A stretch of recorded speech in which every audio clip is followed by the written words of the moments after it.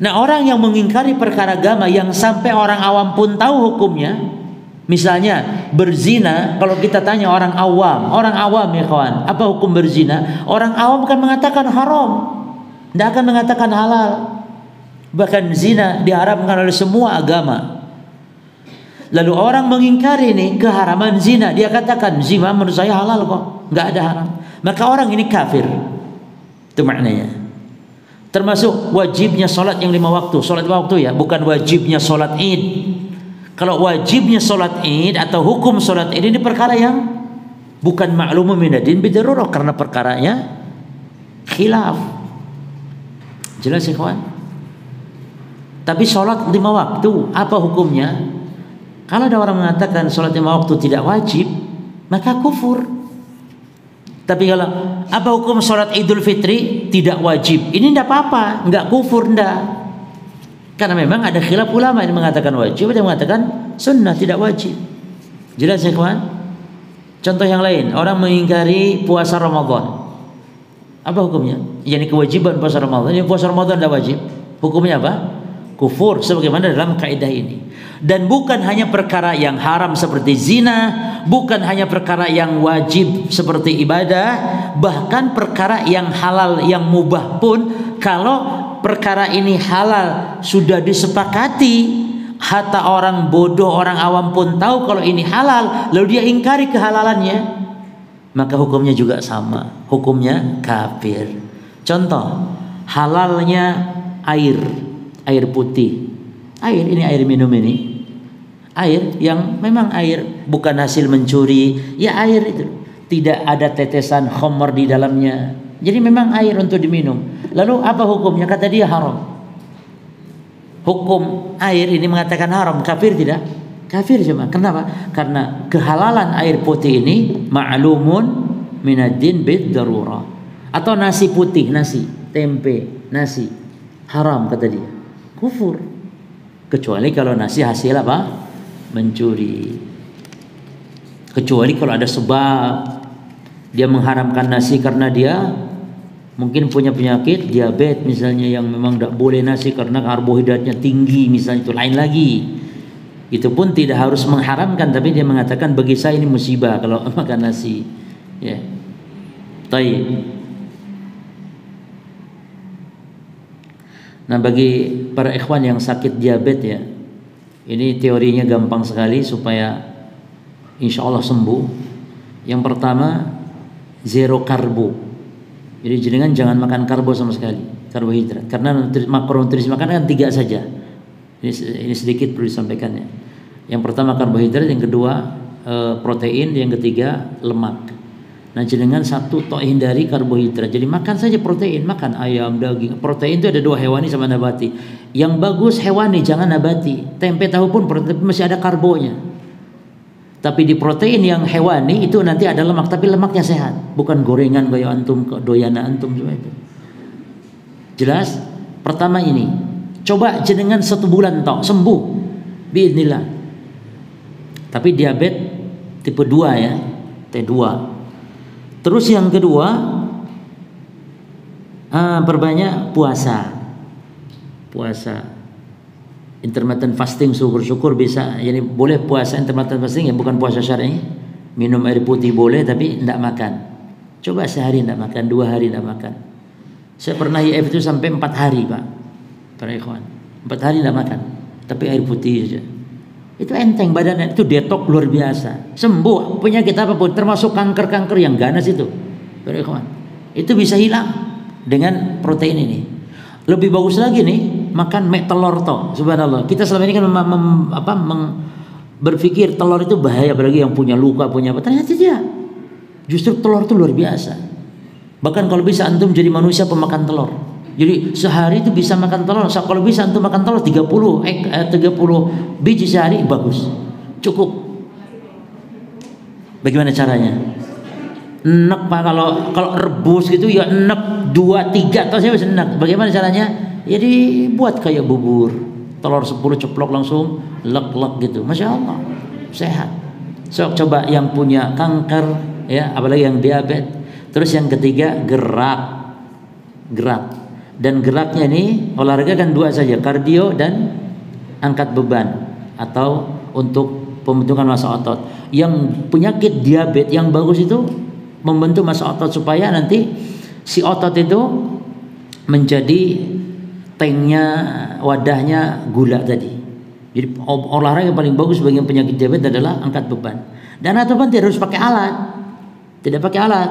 Syukur-syukur ya punya alat di rumah seperti minimal barbel minimal. Tidak pun seperti melakukan plank. Wih, masya Allah ini kan udah pengajian kesehatan nih sekarang ini. Plank atau apalagi itu yang itu tuh namanya apa ya? Squat. Nah itu bukan kardio jenisnya. Kalau kardio itu jalan, senam, renang dan sebagainya, itu sepeda itu kardio. Itu untuk lemak itu.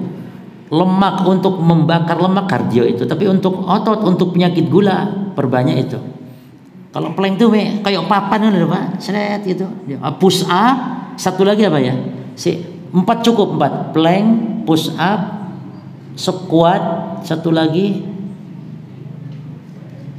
Makanya kita harus belajar. Badan ini amanah ya kawan. Badan kita ini amanah yang harus kita jaga. Tidak boleh antum cuma ngantok aja, nggak tahu olahraga, nggak tahu apa, nggak boleh. Ya. Termasuk ibu-ibu angkat beban push up seperti itu. Dan silakan dilihat di YouTube bagaimana cara melatih otot itu. Ya. Insya Allah sembuh. Biidznillah ta'ala sembuh tanpa obat, hanya mengatur makan. Kita ini memang keracunan makanan. Kita ini. Saya sakit diabetes seperti saya ini. Saya ini keracunan makanan. Baik. Berikutnya al-qaidah allati ba'daha ma kana kufran bidzat fala yushtaratu fihi istihlal. Ini pembahasan tentang kaidah tentang babnya bab takfir, masalah pengkafiran. Ya. Wa ma laysa bi kufrin bidzat fa yushtaratu fihi al-istihlal. Maka kufran bidzat, setiap dosa berupa kekufuran, maka tidak disyaratkan di dalam mengkafirkannya itu tidak disyaratkan istihlal. Apa istihlal artinya? Meyakini halal. Jadi kalau ada orang berbuat kufur, nyembah berhala, nyembah kuburan, ini kufur. Nah, dikafirkan tidak orang seperti ini. Nah, dikafirkan tanpa syarat. Dikafirkan tanpa syarat. Sebaliknya, kalau dosa itu bukan kufrun bidzat, yakni dosa-dosa besar yang bukan kufur seperti berzina, seperti mencuri, minum khamar, ini namanya laisa bikufrin bidzat. Jadi antum di situ catat. Wa ma laysa bikufrin bidzat seperti zina, seperti minum khamar, yakni dosa-dosa besar. Maka untuk dikafirkan disyaratkan istihlal. Paham di sini? Disyaratkan apa untuk dikafirkan? Istihlal. Berarti hukum asalnya tidak boleh dikafirkan. Dikafirkan itu kalau apa? Kalau istihlal. Apa itu istihlal tadi jemaah? Menganggap halal. Dan istihlal itu ya bahasa kitanya menghalalkan ya. Dan istihlal itu ada dua. Nanti akan ada di kaidah berikutnya. Di kaidah berikutnya. Kita bahas dulu sekarang. Kaidah ini para jemaah membantah dua golongan. Golongan pertama, golongan Khawarij. Khawarij itu tidak mensyaratkan secara mutlak istihlal kepada orang yang berbuat dosa, dosanya apapun. Mau dosa kufur, nyembah berhala, mau minum khamar, mau berzina, ya. Orang Khawarij tidak mensyaratkan istihlal, pokoknya kafir. Jadi kalau ada orang berzina, menurut Khawarij kafir langsung otomatis tanpa harus ditanya dulu orangnya, apakah ente menghalalkan enggak? Paham di sini? Menghalalkan enggak? Sebaliknya golongan Murji'ah para jemaah. Kalau Murji'ah mutlak harus istihlal apapun dosanya, mau nyembah berhala kek, mau berzina kek, pokoknya jangan dikafirkan sehingga ditanya dulu menghalalkan atau tidak.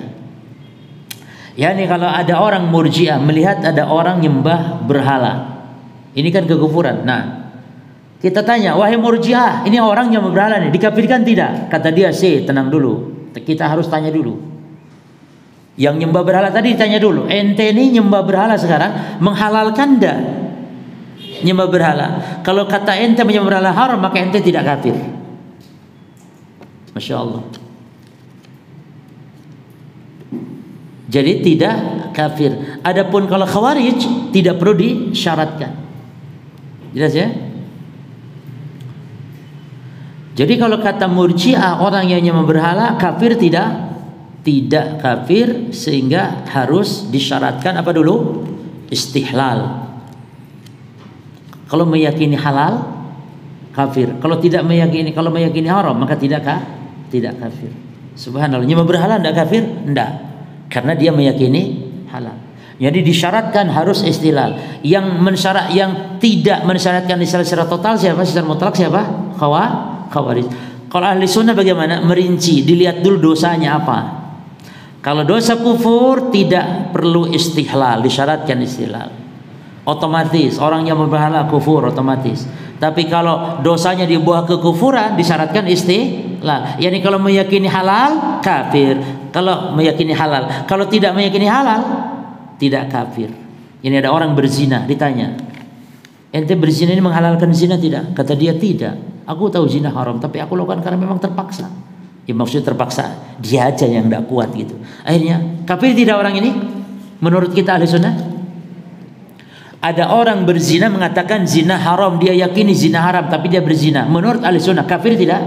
Tidak kafir. Menurut Khawarij kafir. Dan menurut siapa? Murji'ah, zina menurut Murji'ah, pertanyaannya, orang yang berzina dan dia meyakini zina itu haram, taib, menurut ahli sunnah kafir tidak? Kok kayak ragu? Meyakini haram, tidak kafir walaupun zina 40 tahun sekalipun. Dia melacur 40 tahun, meyakini dia haram zina tapi dia melacur. Kafir enggak si mbak ini? Tidak. Menurut ahli sunnah. Sekarang saya tanya, kalau menurut Khawarij? Kafir. Berzina semata-mata kafir, mau meyakini halal mau tidak kafir. Baik, menurut Murji'ah kafir tidak? Ojo ragu, menurut Murji'ah berzina loh. Murji'ah mensyaratkan harus ihlal atau tidak? Menurut Murji'ah mensyaratkan harus ihlal? Mensyaratkan harus istihlal. Kan tadi tidak menghalalkan, maka kafir tidak menurut Murji'ah? Loh, kan orangnya yang berzina meyakini haram, bukan meyakini halal. Istihlal itu kan meyakini halal. Berarti menurut Murji'ah ini orang kafir tidak? Tidak kafir loh. Kok bisa tidak kafir? Jelas ya. Sekarang ada orang nyembah berhala, nyembah kuburan lah, nyembah wali, nyembah kuburan wali. Baik. Dan dia meyakini, perhatikan ikhwan, dia meyakini menyembah wali ini adalah halal. Jelas? Adalah halal. Bagaimana menurut ahli sunnah? Baik. Orang yang nyembah kuburan ini meyakini haram. Bagaimana menurut ahli sunnah? Mulai kafir, pelajar. Kafir tidak? Ahli sunnah nggak peduli mau menghalalkan mau tidak. Yang penting kalau orangnya berbuat kufur besar seperti ini, kafir tidak? Kafir. Menurut Khawarij, kafir tidak? Kafir. Menurut Murji'ah, lo kok tidak ingat nyembah berhala dan meyakini, atau nyembah kuburan dan meyakini halal orangnya? Menurut Murji'ah,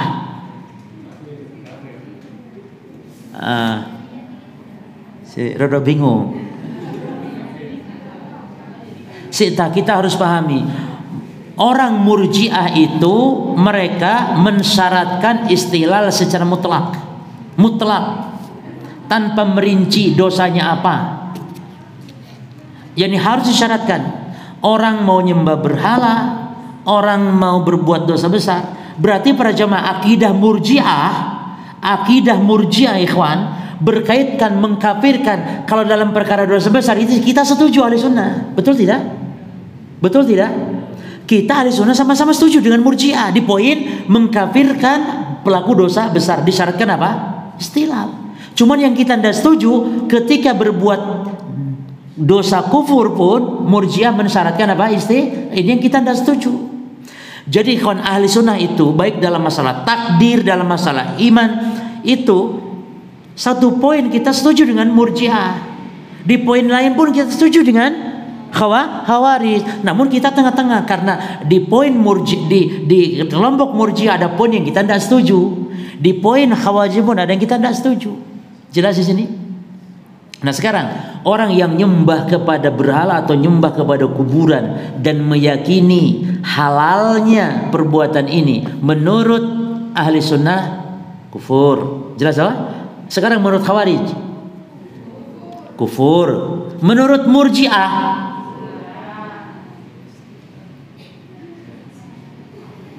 meyakini halalnya loh. Piye to Mbak? Meyakini halal. Kan Murji'ah itu subhanallah mensyaratkan harus istihlal. Maka dikafirkan, meyakini halal. Kafir tidak menurut Murji'ah? Tenan iki. Berarti kalau tadi pertanyaannya semua golongan ahli sunnah, Murji'ah, Khawarij semua golongan sama itu kafir. Sekarang kalau meyakini haram tuh yang nyembah berhala menurut Murji'ah tidak kafir. Menurut Khawarij, menurut ahli sunnah, paham di sini sekarang? Tenang, paham? Taib. Ada orang yang berzina 40 tahun dan meyakini zina halal. Apa hukumnya ahli sunnah? Sengaja saya cepatkan ngomongnya. Dengar pertanyaannya baik-baik. Berzina 40 tahun dan meyakini zina halal. Apa hukum menurut ahli sunnah? 40 tahun berzina meyakini zina halal. Apa hukumnya? Mantap. Iyo halal, makanya tak pelanu halal supaya sampai tertipu. Jelas? Taib. Ada orang tidak berzina meyakini zina halal. Kafir tidak? Tidak berzina kok kafir? Meyakini. Jadi masalah istihlal itu kita bahas sekarang kaidah yang ke-45. Wal istihlalu alladhi huwa syartun fit takfir bil kabira, dan meyakini halal yang dia adalah syarat dikafirkan dalam perbuatan dosa besar itu adalah istihlalul qalbi. Penghalalan maksudnya meyakini dalam hati itu halal. La mujarrad istihlalil amal, bukan semata-mata penghalalan perbuatan. Berarti istihlal ada dua macam ikhwan. Al-istihlal yanqasimu ila qismaini. Istihlal menganggap halal atau menghalalkan itu ada dua macam. Satu istihlalul qalbi, penghalalan hati, yakni meyakini. Jadi kalau meyakini dalam hati itu halal, walaupun dia tidak melakukan tetap hukumnya kafir. Contoh para ikhwan, dia tidak berzina atau dia sholat tapi meyakini sholat tidak wajib atau meyakini zina itu halal, maka tetap orang itu kafir. Karena yang penting meyakini dalam hati. Jelas nggak di sini? Jadi meyakini dalam hati. Nah, syarat tahlil atau istihlal ketika menghukumi orang berbuat dosa besar menurut ahli sunnah, ya, menurut ahli sunnah ini adalah istihlal al-qalbi. Sekarang apa maksud istihlal al-amal? Istihlal al-amal ya ikhwan, tidak harus istihlal al-qalb. Orang yang beristihlal dalam amal perbuatan, hatinya tidak harus istihlal. Bisa jadi hati menganggap haram. Jelas? Orang yang berbuat maksiat, maka pasti dia istihlal al-amal. Pasti. Orang yang tidak puasa Ramadan pasti istihlal al-amal. Pasti itu. Adapun hati belum tentu. Kita tidak tahu kalau hati. Orang yang minum khamar istihlal amal enggak? Istihlal amal. Ya, ini artinya dia sedang menghalalkan yang Allah haramkan dalam bentuk perbuatan dia. Jelas ya, Mas? Hatinya menghalalkan enggak? Belum tentu. Banyak yang hatinya justru mengharamkan, tapi kenapa dia halalkan dalam perbuatan? Hawa nafsu atau godaan syaitan. Maka apa yang dimaksud dengan istihlalul amal? Yani jatuhnya kepada perbuatan maksiat. Jelas di sini? Nah, ada orang yang istihlalul amal tapi juga plus istihlalul qalbi. Ada enggak yang seperti itu? Ada. Ada yang istihlalul amal saja, dan ini yang paling banyak. Rata-rata istihlalul amal ini tidak diikuti oleh istihlalul qalbi rata-rata, ikhwan. Itu mereka setiap orang yang jatuh kepada kemaksiatan namun hati tetap meyakini bahwa itu adalah haram. Walaupun dia istihlalul amalnya itu sampai 70 tahun. 70 tahun loh melacur, 70 tahun mabuk, tapi hatinya tetap mengharamkan. Tapi dia melakukannya karena itu tadi hawa nafsu. Maka kita tidak boleh mengkafirkan. Ya. Taib. Jelas di sini bahwa istihlalul amali la yakhruj bi sahibihi minal Islam. Menghalalkan secara amal tidak menyebabkan pelakunya keluar dari Islam. Maka alladzi yashrabul khamra 70 sana. Orang yang minum khamr 70 tahun. Wa huwa la yajal mu'taqidan ana haram, dan dia selama itu pula meyakini kalau khamr haram, maka fala yazalu fi dairatil Islam. Maka orang ini tetap dia sebagai muslim, tidak keluar dari Islam. Walakinu min ashabil kabair, tapi memang dia termasuk pelaku dosa besar yang kita khawatir mati su'ul khatimah.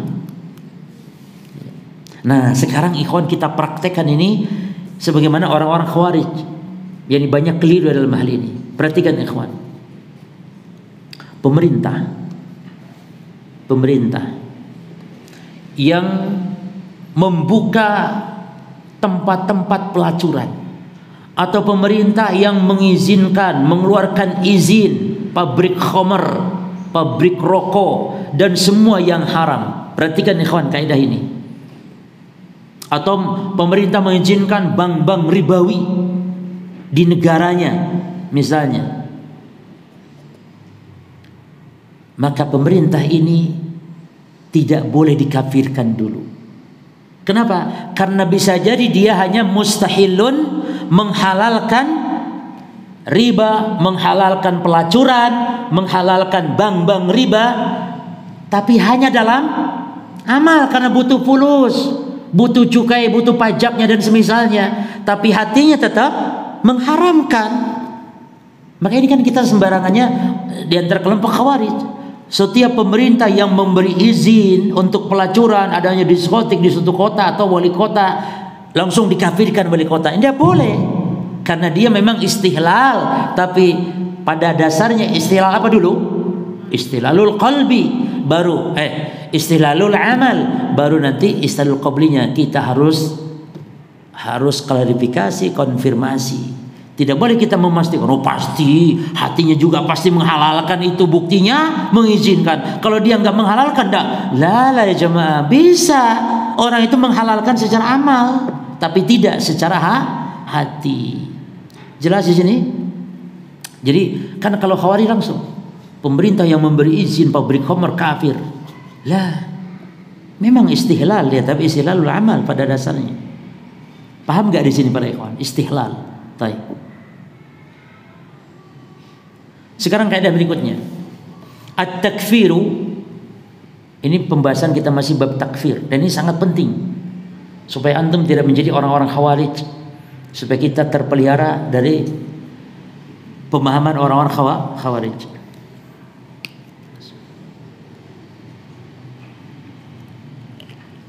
At-takfiru, pengkafiran, itu adalah waqfun, adalah hanya hak Allahi wa rasulih, milik Allah dan Rasulnya. Yani kita ini tidak boleh mengkafirkan terhadap perbuatan atau orang kalau tidak ada dalil dari Al-Quran atau dari Sunnah Nabi SAW. Karena yang berhak mengkafirkan hanya mereka. Seandainya kita tidak ada dalil dari Quran, kita tidak boleh mengkafirkan Abu Lahab. Tidak boleh. Cuman karena ada dalil dari Quran, maka Allah katakan Abu Lahab kafir. Maka wajib kita mengkafirkan.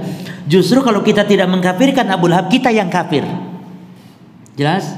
Karena sudah pasti dan jelas dalil qat'i dari Al-Quran. Fir'aun, ya, dan yang semisal, Abu Jahal. Taib. Jadi kaidah ini sangat penting, dan insya Allah kita masuk kaidah berikutnya. Ya. Al-qaidah allati ba'daha. Jadi apa maksud kaidah yang tadi? Kita tidak boleh mengkafirkan terhadap perbuatan atau terhadap orang kecuali dengan adanya dalil dari Al-Quran, dari As-Sunnah, karena pengkafiran adalah murni hak Allah dan Rasulnya.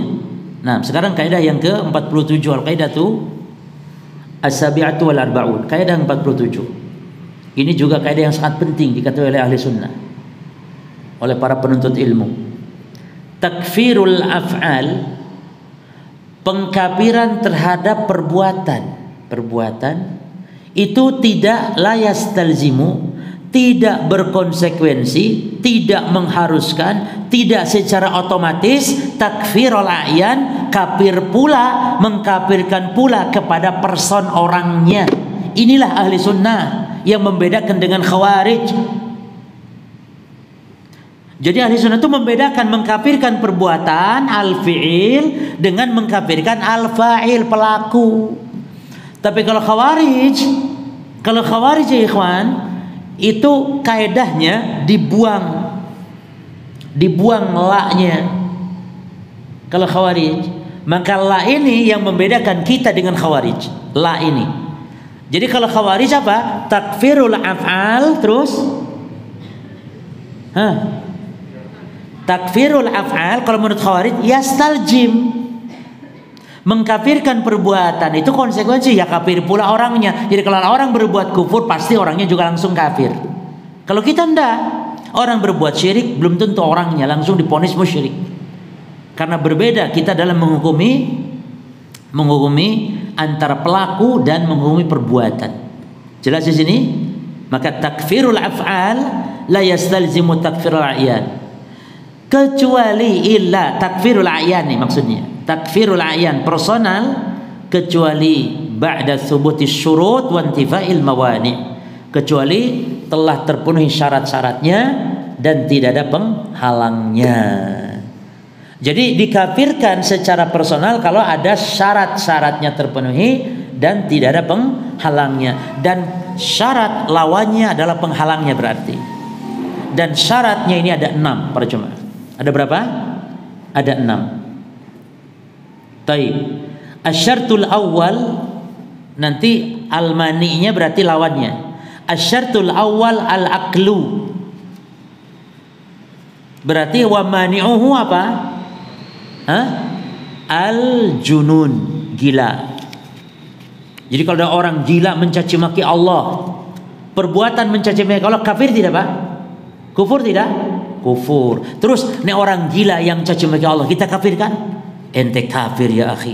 Kenapa? Ente caci maki Allah misalnya. Wong gendeng, ya tentu diajarkan, dilarang. Ya dilarang. Tapi kalau dia terus nyerocos saja caci maki Allah, caci maki Rasul misalnya, atau orang gila nyembah sujud kepada berhala misalnya, kafir, kafir ente kafir. Majnun kok. Jelas semua. Maka al-aqlu syartun wal jununu mani'un. Akal itu syarat untuk dikafirkan dan gila itu penghalang untuk dikafirkan. Asyartus tsani, nanti dalilnya sekalian. Asyartus tsani al-bulugu wa mani'uhu. Apa ikhwan lawan dari al-bulug? Penghalangnya berarti as-sigaru atau as-sogiru. Jadi al-bulugu syartun was-sigaru mani'un. Balik itu syaratnya dikafirkan, dan anak kecil atau masih kecil belum balik berarti penghalang untuk dikafirkan. Anak kecil tadi, anak kecil sujud kepada berhala, kafir enggak dia? Ya jemaah, perbuatannya kufur, nah, tapi kan anak kecil dia, maka tidak boleh dikafirkan. Diajarkan, nah ini enggak boleh, ini haram, enggak boleh. Kok ruku sujud kepada berhala, enggak boleh. Baik. Mana dalil para ikhwan atas dua syarat dan dua penghalang ini? Yaitu hadis tentang diangkat pena dari berapa golongan manusia? 3. Hadis Aisyah radhiyallahu anha.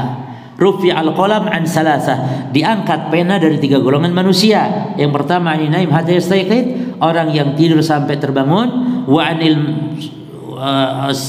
anis sagir hatta yahtalim, anak kecil sampai dia dewasa atau sampai dia balik, wa anil majnun hatta yaqil, orang gila sampai berakal. Jelas jemaah? Syarat yang keberapa sekarang? Yang ketiga, asy-syartus salis al-ilmu wa mani'uhu al-jahlu. Idzan al-ilmu syartun wal jahlu mani'un. Mana dalilnya? Yang pertama ayat Quran dulu, terdapat di surah Al-Baqarah ayat yang ke-292. Di situ Allah Ta'ala berfirman berkaitan tentang doa, Rabbana la tu'akhidna in nasina au akhtana. Mana syahidnya di sini? Syahidnya adalah akhtana. Kenapa? Kan bodoh katanya, jahil. Mana di situ? Perhatikan ikhwan, segi pendalilannya adalah al-jahlu naw'un minal khata'. Al-jahlu naw'un minal khata'. Kejahilan bagian dari al-khata'. Itu satu. Adapun kalau hadis-hadis banyak para ikhwan. Contohnya apa? Hadis al-musi fi salatihi. Hadis tentang orang yang buruk dalam salatnya, itu dikenal oleh para ulama hadisul musi. Hadisul musi fi salatihi. Hadis orang yang buruk dalam salatnya. Oleh Nabi disuruh ulang-ulang untuk berapa kali salat ya? 3 kali diulang. Irji fasalli fa innaka lam tusalli. Ulangi salatmu karena kamu belum salat. Ulangi salat sampai 3 kali. Dan Nabi tidak suruh mengulang. Nabi tidak suruh mengulang salat dia yang dulu. Sebab kata sahabat ini kan dia mengatakan walladzi ba'atsaka bil haq, demi Allah yang telah mengutus engkau ya Rasul dengan kebenaran, ma uhsinu ghairahu, saya tidak bisa salat kecuali ini. Salat saya kayak gini ya Rasul, fa'alimni, maka ajarkan saya. Akhirnya oleh Nabi diajarkan. Tapi Nabi tidak menyuruh untuk mengqadha salat-salat yang terdahulu yang dilakukan saat jahil. Toib, bukankah tadi disuruh ulangi salat oleh Nabi kan ya? Irji fasoli. Iya, jawabannya kata para ulama, sebab yang Nabi suruh ulang salat sebab hari itu yang memang waktunya masih ada. Adapun yang dulu-dulu kemarin apalagi bertahun-tahun Nabi tidak suruh mengulang. Berarti ini adalah al-udhur bil jahl, bahwa kejahilan bisa dijadikan sebagai udhur. Bisa dijadikan sebagai udhur. Kemudian juga Mu'ad bin Jabal sujud kepada Nabi, ya, sujud kepada Nabi. Nabi tanya, ma hadhihi, atau ma hadha ya Mu'ad, Mu'ad apa-apaan kau ini sujud kepadaku? Kata Mu'ad, ya Rasulullah, ataitu syaba wa faqtuhum yasjuduna li asaqifatihim wa batariqatihim. Ya Rasul, saya baru datang dari negeri Syam, dan saya di Syam itu melihat orang-orang itu pada sujud kepada pendeta-pendeta, kepada uskup, kepada orang-orang besar. Maka saya tentu lebih pantas untuk sujud kepada engkau ya Rasulullah. Lalu apa kata Nabi? Fala taf'alu, jangan, tak boleh. Fa inni law kuntu amiran ahadan an yasjuda li ahadin la amartul mar'ata an tasjuda li zawjiha. Jangan, kata Nabi. Kalau sekiranya boleh aku perintahkan orang sujud kepada manusia, aku perintahkan para istri untuk sujud kepada para suami. Kata Nabi, la tu'addil mar'atu haqqa rabbiha. Para wanita, para istri tidak dianggap telah menunaikan hak Allah hatta tu'addi haqqa zawjiha, sehingga dia tunaikan hak suaminya. Oh, luar biasa. Walau sa'alaha nafsaha wa hiya ala qatabin wa lam tamna'hu. Walaupun suaminya minta untuk jima dengan istrinya tersebut walaupun di atas kendaraannya. Ini hanya ungkapan ya. Hanya ungkapan. Ini walaupun dalam keadaan apapun, kalau suami memerintahkan, suami meminta, harus taati. Maka hal-hal yang asalnya mubah jadi wajib. Hal yang wajib secara agama tambah wajib kalau suami yang memerintahkan. Suami memerintahkan berjilbab, suami memerintahkan sholat, tambah wajib, berlipat wajibnya. Sebab Allah Rasulnya wajibkan, suami pun memerintahkan. Ini ndak Pak, mijet deh Pak, nyuruh ambilkan minum air kopi, teh semisal wajib. Dek tolong dek jalukno anu dek teh. Terus bojone wah Mas sampeyan gawe dhewe po ngongkon-ngongkon. Ndak boleh ibu, ndak boleh. Gawe dhewe sikil ae lho. Jadi istri itu harus sami'na wa ata'na. Sabar. Walaupun suaminya jelek, jahat, buruk, sabar. Ya. Apa Bu? Jadi Ustaz saya ini maulah taat sama suami, tapi suami yang baik dong sama saya. Jangan. Kaidah dalam kehidupan nih, kaidah dalam kehidupan. Lakukan kewajiban sebelum kau tuntut hakmu. Lakukan kewajibanmu sebelum kau tuntut hakmu. Jadi hak itu tenang, dikasih nggak dikasih orang urusan. Allah yang akan memberikan haknya nanti. Yang penting kewajiban kita tunaikan sebagai istri, tahu wajib tunaikan. Sebagai suami, tunaikan kewajiban. Sebagai rakyat kepada pemerintah, tunaikan kewajiban. Ini diantara kelompok-kelompok Khawarij, diantaranya saya mau taat pemerintah kalau pemerintahnya apa? Baik, menjalankan syariat. Kalau pemerintahnya zalim, tidak mau taat. Lah. Justru sebagai ujian. Para istri coba bayangkan, istri yang diuji dengan ujian berat. Suami sudah jelek, jahat, ya jemaah, suka nyuruh-nyuruh lagi. Bayangkan musibah itu. Istrinya cantik. Kan itu musibah di atas musibah, Pak. Ya, tapi tetap sabar, taat. Doakan terus. Semoga Allah memberinya hidayah. Bahkan istri itu harus bagaimana caranya mencari keridhaan suami. Bagaimana suami ini senang, ya. Layani dengan baik, senang. Karena kata Nabi, ada dua manusia, isnatani la yuzajuhuma salatuhuma ru'usahuma. Ada dua golongan manusia yang salatnya tidak akan melampaui kepala-kepala mereka. Salah satunya imra'atun asad jaujaha hatta tarji'a. Jadi wanita yang durhaka kepada suaminya sampai dia kembali kepada suaminya, sampai dia minta maaf. Jadi sering-sering minta maaf tuh. Mas, maafkan aku Mas, kurang pelayananku selama ini. Suami ketika istri begitu tuh harus tanggap. Jangan malah, iya pancene dek sampean iku pancene ngono. Pancene sampean iku, sampean itu aku saking sabar loh dek sampean. Loh, harusnya dek ojo ngomong kayak ngono. Soalnya sampean iki masyaallah. Justru aku ini dia, masya Allah, senang bojo. Tidak. Kadang-kadang suami ini, istri minta maaf, suami tidak memaafkan, tidak boleh. Allah akan mudah memaafkan kepada hamba yang juga mudah memaafkan. Al-jaza min jinsil amal. Ya. Taib.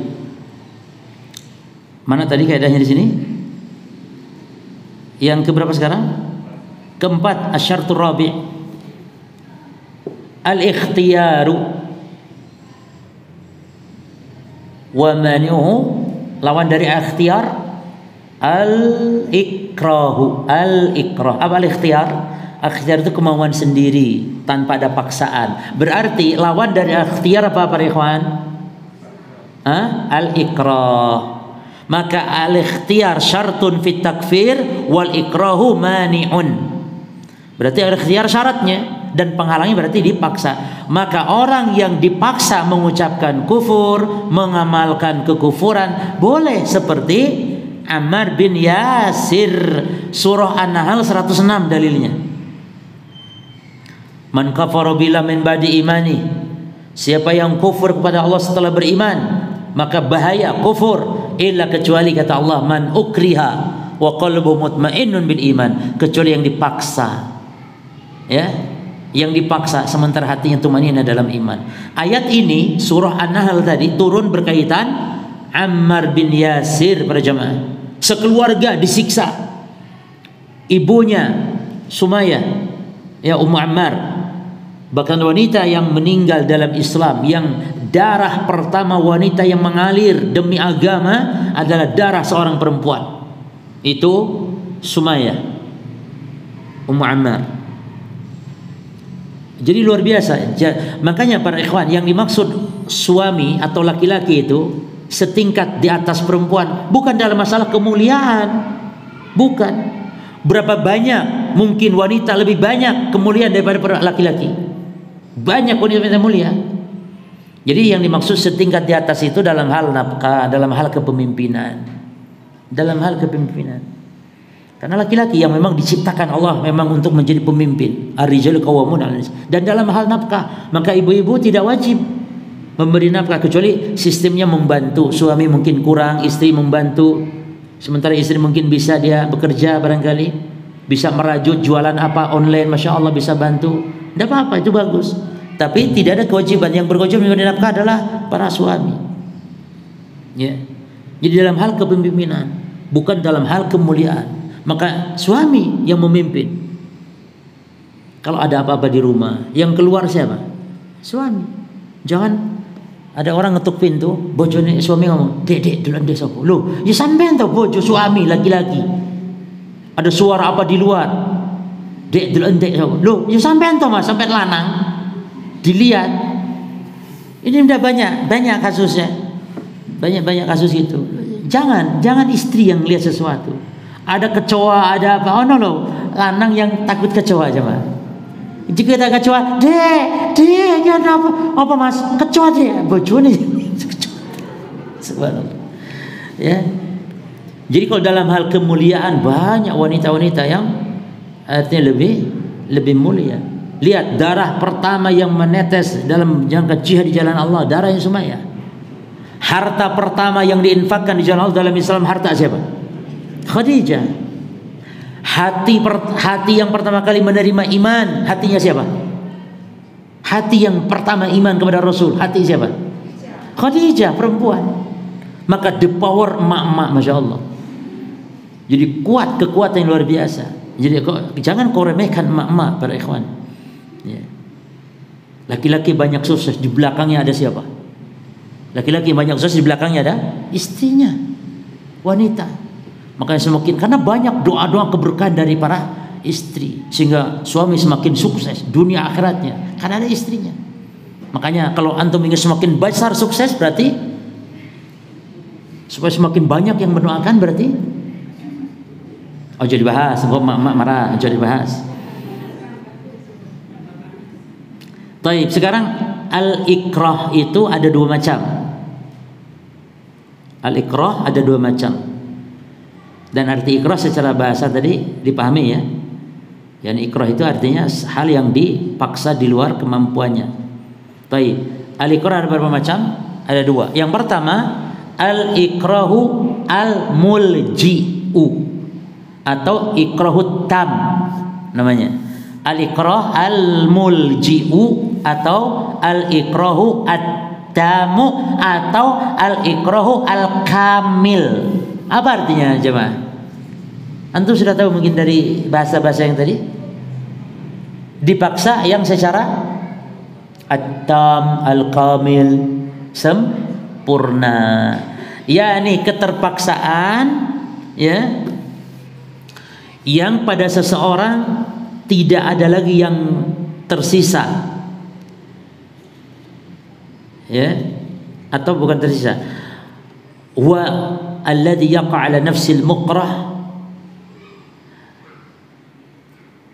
wa la yabqa li shakhsi ma'ahu qudrah wa la ikhtiyar, yakni keterpaksaan yang menyebabkan dia banyak kemudaratan.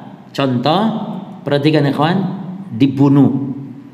Contoh lagi, diputuskan, dihilangkan anggota tubuh, atau dipukul, disiksa yang menyebabkan kebinasaan. Ini namanya al-ikrah at-tam. Jelas ya? Boleh dengan harta ya, bisa jadi ikrah at-tam ini termasuk harta yang diambil, dirampas banyak harta tersebut dan mahal harta tersebut, itu termasuk al-ikrah at-tam. Jelas? Adapun yang kedua, al-ikrah itu ghairul mulji wa huwa al-ikrah an-naqis, al-ikrah yang kurang. Nah, al-ikrah seperti ini dia adalah at-tahdid awil wa'id, ancaman yang tidak menghilangkan nyawa atau hanya hilang sekedar harta yang sedikit atau anggota tubuh hanya tersakiti sedikit. Nah, al-ikrah yang jenis kedua itu tidak boleh dijadikan sebagai alasan. Ya kan? Misalnya, ayo caci maki Allah, caci maki Rasul. Kalau tidak kamu tak sentil. Disentil tahu aja mah. Oh enggak boleh. Ya. Atau kamu tak pukul 5 kali pukulan 70. Lah itu enggak akan membinasakan, enggak boleh. Atau caci maki Allah, kalau tidak hartamu tak ambil berapa? 50.000. Ah, cuma 50.000, jangan. Bisa ambil aja harta 50.000 enggak apa-apa. Ya, aku orang sudi aku mencaci maki Allah, berbuat mengucapkan kata-kata kufur. Tapi kalau akan hilang nyawa, celurit sudah di leher misalnya, ayo caci maki Allah. Kalau tidak nyawa melayang ini. Atau pistol sudah di kepala misalnya, caci maki Allah, ucapkan kata-kata kufur. Kalau tidak nyawa melayang, maka boleh tidak mengucapkan kata-kata kufur saat itu? Boleh, karena al-iqrar jenisnya yang mana ini? At-tam. Jelas di sini? Atau diancam dengan pistol, caci maki Allah, ucapkan kata-kata kufur, tapi pelurunya air misalnya, boleh enggak? Enggak boleh. Enggak boleh, karena itu bukanlah termasuk al-mukrah at-tam. Taib, yang ke-5. Apa itu? Al-qasdu. Asy-syartul khamis al-qasdu. Wa mani'uhu apa? Jamaah, al-qasdu itu apa? Al-amad, yakni disengaja. Itu syarat dikafirkan. Berarti penghalang tidak boleh dikafirkan apa? Lawan dari sengaja. Yo, tentu tidak disengaja. Lawan berilmu tidak berilmu. Lawan balik belum balik, bukan begitu bahasanya. Lawan ikhtiar tidak ikhtiar, bukan. Lawan al-qasdu apa? Al-khata'. Jadi tidak disengaja atau keliru. Sama dengan ayat yang tadi, namun ditambahkan dengan Al-Ahzab ayat 5. Walaysa 'alaikum junahun fima akhta'tum bihi. Tidak dosa atas kalian atas apa yang kalian lakukan dengan keliru. Adapun dalam hadis kata Nabi, innallaha tazawaja an ummatil khata'. Sesungguhnya Allah mengampuni umatku karena sebab al-khata', yakni enggak disengaja. Keliru, enggak disengaja. Wan nisyan, dan karena lupa, wa mastukrihu alaihi, atau karena dipaksa. Nah, ini dalil ini dipaksa masukkan kepada hadis yang tadi, apa kepada syarat yang tadi itu. Apa syarat yang mana ini hadis ini kita masukkan? Syarat yang mana? Wa mastukrihu alaihi. Syarat yang apa ya kawan? Al-ikhtiyar. Ya, syarat al-ikhtiyar. Penghalangnya al-khata', hadisnya ini. Wa mastukrihu alaihi. Contoh para jemaah, dalam kasus Nabi pernah bercerita kepada para sahabat terkait ada orang yang safar di tengah gurun begitu, lalu kehilangan unta, kendaraan, dan kehilangan makan minumannya. Bayangkan di tengah gurun para ikhwan, nggak ada warteg, nggak ada restoran, nggak ada apa. Kalau hilang, kabur unta sama isi makanan perbekalannya, yang terbayang apa? Ya tinggal nunggu mati sudah. Dia duduk di bawah pohon, dia putus asa sudah, lalu dia berbaring dan sudah putus asa, mati sudah, tinggal nunggu mati sudah. Namun tiba-tiba untanya dan perlengkapan berbekalan tiba-tiba ada di hadapannya pas bangun dari tidurnya tuh. Maka dia mengatakan min syiddatil farah, saking senangnya dia mengatakan apa? Dia mengatakan Allahumma anta abdi wa ana rabbuk. Ya Allah, engkau hambaku, aku Tuhanmu ya Allah. Ngomong begitu kufur enggak? Kufur. Bagaimana Allah hambaku? Tapi ini dimaafkan, kenapa? Akhta'a min syiddatil farah. Dia ngomongnya keliru, enggak sengaja karena saking senengnya. Tuh, jadi saking gembiranya orang itu bisa ngomong tuh salahnya. Ya. Terakhir yang ke-6, ada mutakwil wa syubhah. Syarat dikafirkan tidak adanya takwil. Berarti penghalang untuk dikafirkan apa perjemaah? Sebentar. Syarat untuk dikafirkan ada mutakwil, tidak adanya takwil, wa syubhah, tidak adanya syubhat. Berarti penghalang untuk tidak boleh dikafirkan apa? Adanya takwil, ya teman. Takut dia ngomong gitu. Kalau ini benar, yang ini benar. Ya ini wujud takwil, berarti adanya takwil, adanya syubhat. Tapi para ikhwan, makanya Asy'ariyah ketika mengingkari sifat-sifat Allah, para ulama tidak mengkafirkan. Kenapa? Kenapa Asy'ari tidak dikafirkan padahal mengingkari sifat Allah? Kenapa? Karena adanya ta'wil. Jadi Asy'ari yang mengingkari sifat Allah karena ta'wil. Allah punya tangan, iya, tapi bukan tangan, tapi kekuatan atau nikmat, kata mereka. Ini ta'wil, mengingkari tangan hakiki karena mentakwil. Nah, ta'wil yang dimaksud di sini perjemaah adalah ta'wil al-musawwigu bil lughatil Arab. Ta'wil yang tidak dikafirkan ketika dia mentakwil adalah ta'wil yang al-musawwigu bil lughatil Arab, ta'wil yang sesuai dengan bahasa Arab. Berarti ta'wil itu ada dua macam ditinjau hukumnya. Al-awwal at-ta'wilu al-musawwigu bil lughatil Arab. Ta'wil yang sesuai dengan bahasa Arab, seperti mentawilkan tangan dengan nikmat, ini ta'wil yang sesuai. Tapi tetap itu kesalahan, kefasikan, tapi tidak sampai kafir karena masih sesuai. Yang kedua, at-ta'wil alladzi lam yusawwig bil lughatil Arab, ta'wil yang tidak sesuai dengan lugah Arab. Ini yang dihukumi kafir oleh para ulama. Contoh, mentakwil tangan Allah dengan artinya langit atau bumi misalnya. Apa maksud tangan Allah? Langit dan bumi. Kufur ini. Mengatakan demikian kufur. Apa yang dimaksud dengan wajah Allah? Gunung misalnya. Kufur karena nggak nyambung wajah dengan gunung. Tapi wajah diartikan pahala masih nyambung. Tangan diartikan nikmat walaupun salah, tapi masih nyambung. Maka ta'wil yang masih nyambung, yang sesuai bilughatil Arab, maka laisa ala darajatil kufur wa inna min babil fasik faqat. Min babil fasik, hanya dihukumi sebagai fasik. Makanya kata para ulama, kullu muta'awwil ma'dzurun, kata Imam Ibnu Hajar ya dalam kitab Fathul Bari. Mungkin boleh dicatat perkataan Imam Ibnu Hajar. Kullu muta'awwilin ma'dzurun, setiap yang mentakwil itu diberi maaf. Bitawilihi dengan takwilnya, yang laisa bi'asimin dan tidak berdosa. Idza kana ta'wiluhu, apabila takwilnya itu saigon sesuai filisanil Arab, dalam lisan bahasa Arab. Nah, makanya para ikhwan, para sahabat, ini contoh dalil kasus ya jemaah, bahwa para sahabat lam yukaffiru Qudamah bin Mad'un. Para sahabat tidak mengkafirkan sahabat Qudamah bin Mad'un. Kenapa? Yang dia menghalalkan loh Pak, menghalalkan khamr. Dia minum khamr dan meyakini khamr halal. Kenapa nggak dikafirkan?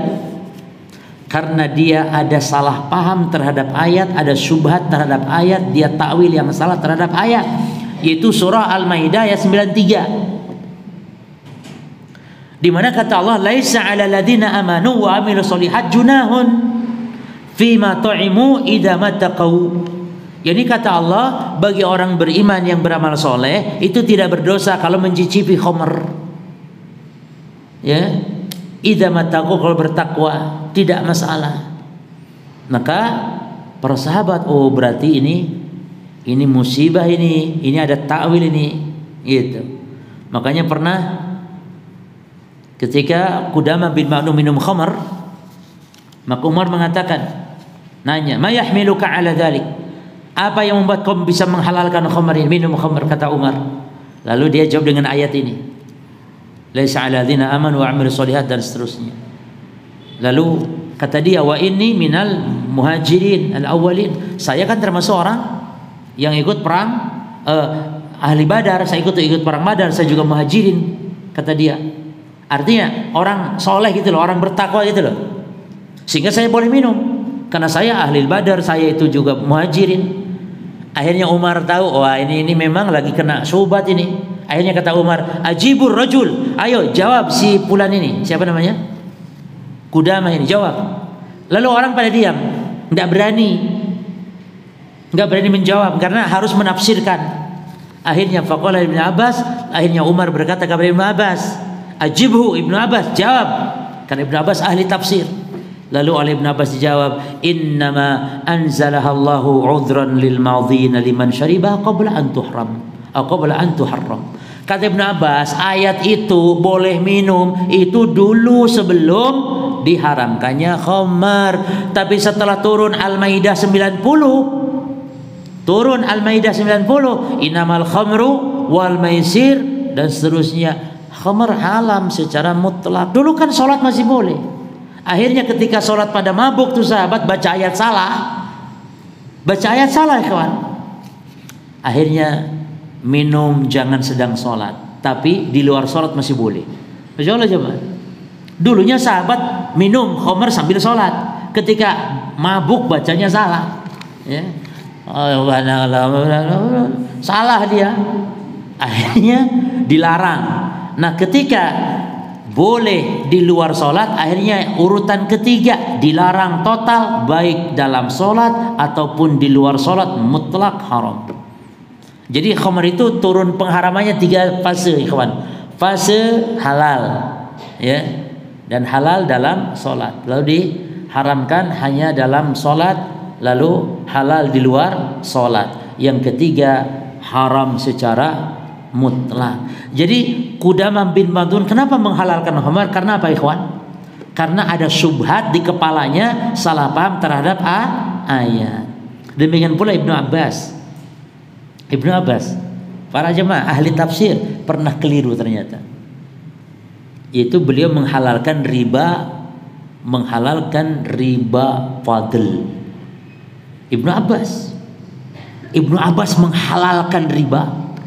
Naam, itu riba fadl. Jadi kata Ibn Abbas, riba itu hanya nasiah saja. Riba itu kan 2 ya ikhwan. Satu riba fadl, itu ada unsur riba akibat tukar menukar komoditas riba karena sebab adanya kelebihan. Seperti emas tukar emas, rupiah tukar rupiah, itu kalau ada kelebihan riba itu. Uang rupiah tukar rupiah uang, itu tidak boleh itu. Misalnya kalau lebaran ya, hari-hari raya itu ada yang jasa tukar uang kan ya, nanti dikurangi kan sebagai jasa, itu riba, nggak boleh, haram hukum. Atau ibu misalnya tukar duit gaya susu, nyusui gaya susu, tukar duit 100.000 50-an 2 maunya kan. Lalu kata orang nih, tukar duit 100.000 50-an 2, toib cuman ada 1 nih, ya wis apa-apa 51, berarti yang 50-nya kapan? Ya wis apa kok rodo siangan titik misalnya. Boleh enggak seperti ini kawan? Boleh tidak? La, hada riba, hada haram. Karena tukar menukar uang rupiah yang sejenis seperti ini harus terpenuhi 2 syarat, ya kontan dan juga harus nominal tidak berubah. Ini nominal memang tidak berubah, uang 100.000 tukar 50-an 2 kan tetap 100.000, naam. Tapi ada unsur penangguhan, ya karena 50 yang satunya kapan? Walaupun cuma nanti 2 menit lagi, 2 menit lagi, apalagi 5 menit, 6, apalagi sampai 1 jam 2 jam, apalagi sampai seharian, oh riba itu. Jelas. Adapun yang kedua, riba itu riba nasiah. Riba karena adanya penangguhan. Misalnya emas tukar perak itu boleh beda nominal, rupiah tukar dolar, rupiah tukar uang boleh beda nominal, rupiah tukar uang, rupiah tukar emas ya. Jadi emas ditukar duit gitu. Itu boleh beda nominal tapi harus kontan. Makanya tidak boleh ngutang emas, itu nggak boleh. Beli emas tapi utang nggak boleh. Harus kontan syaratnya. Karena kalau tidak terjadilah riba nasiah. Kalau tukar emas lalu tambah duit 100.000, ini riba apa namanya? Kontan. Emas tukar emas, cuman emas lama tukar emas baru kan, makanya harus nambah 200.000 misalnya. Ini riba apa namanya? Riba karena kelebihan 200.000, apa namanya? Riba apa? Fadl. Tapi kalau beli emas uangnya besok, ini riba apa namanya?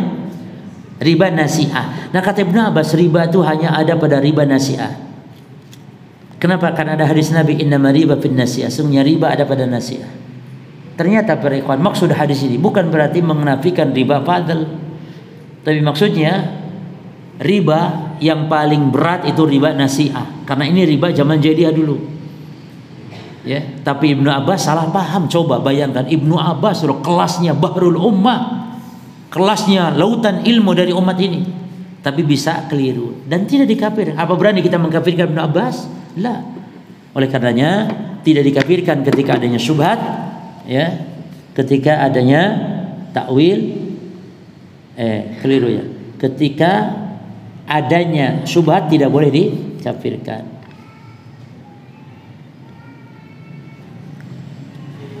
Tapi ada pertanyaan apa nih?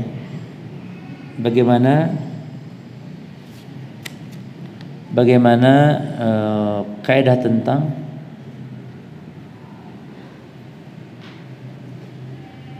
tentang vonis kafir yang benar? Lah ini sudah dijawab ya. Berarti ini pertanyaan sebelum bahas kayaknya. Apakah benar ada perbedaan pendapat di kalangan ulama tentang memvonis kafir seseorang, seperti pendapat yang mengatakan memberi udzur pelaku syirik akbar adalah pendapat Murji'ah. La, yang para ulama beri pendapat dalam masalah al-udzur bil jahl. Adapun kalau ulama ahli sunnah tidak ada perbedaan pendapat tentang masalah takfir muayyan itu harus terpenuhi syarat-syarat. Jadi perbedaannya kalau masalah tadi hanya antara ahli sunnah dengan ahli bid'ah, itu khawarij. Adapun yang sesama ahli sunnah berbeda pendapat itu tentang masalah memberi uzur dengan kejahilan atau memberi uzur karena sebab kejahilan terhadap kekufuran. Dan pendapat yang benar adalah diberi uzur. Cuman nanti ada syarat uzurnya seperti apa. Dan insya Allah kita akan panjang lebar kita bahas di pertemuan berikut insya Allah. Ini bagaimana kaidah tentang memberi uzur kejahilan dalam masalah kekufuran. Memang ada kaidahnya. Tidak setiap yang jahil diberi uzur, memang ada di situ kaidahnya. Ya, seperti uzur kejahilan yang jahilnya memang bisa dia angkat, dia hilangkan. Dia sebenarnya tempat belajar ada, dekat tempat belajar, tapi dianya memang bodoh dibuat sendiri. Itu nggak diberi uzur orang seperti itu, gitu loh. Tapi udzur yang memang jahilnya nggak bisa dia angkat, dia jauh dari tempat taklim, nggak ada juga media, jauh dari ilmu, maka yang seperti itu diberi udzur. Nah, cuma nanti insya Allah akan kita bahas perinciannya secara detail. Ya, demikian wallahu taala alam. Subhanakallahumma bihamdika asyhadu an la ilaha illa anta astaghfiruka wa atubu ilaik. Assalamualaikum warahmatullahi wabarakatuh.